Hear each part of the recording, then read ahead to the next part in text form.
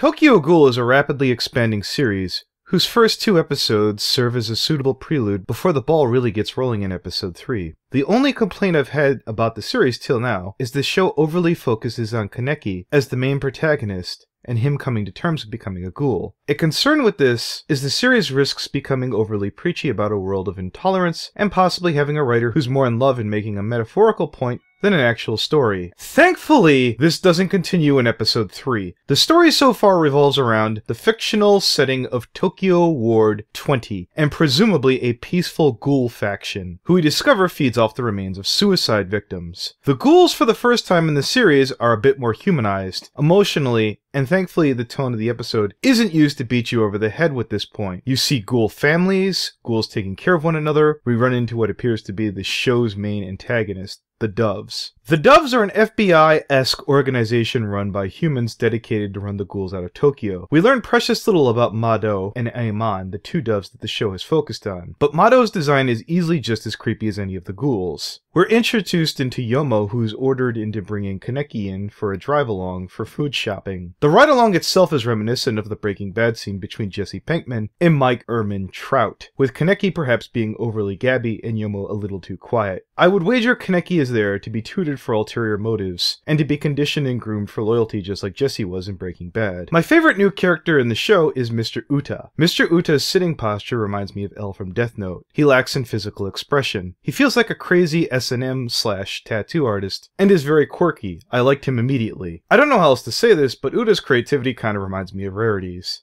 But Uta's mannerisms and presentation keep it from being tired in conveying this message. I have a few complaints which naturally come when you rapidly grow a series and stop playing it safe and only focus on one character. Toko, who we first meet in episode 1, the reserved, tough, hard-edged girl with little or no emotion, is still really just that. The extent of her range is sneaking little smiles to herself when no one's looking, and of course, deep down inside she cares because, you know, she's the good guy badass. I don't mind this character archetype if there's enough other characters on the screen, or there's something subversive, or at least different about it. She's cold, calculated, and regretfully by the numbers. My second issue is the Dove's form of attack. They swing a briefcase. There's no explanation at the time of episode 3 on why this kills ghouls dead, despite little else hurting them. Worse than not making any sense, which I'm sure that they'll explain later, it looks stupid. I'm prepared to overlook something dumb if it looks cool. Sadly, this doesn't. We're introduced into Ryoko and Hanami in this episode, the first example of a ghoul family, a mother and a daughter, and Kaneki bonds with Hanami,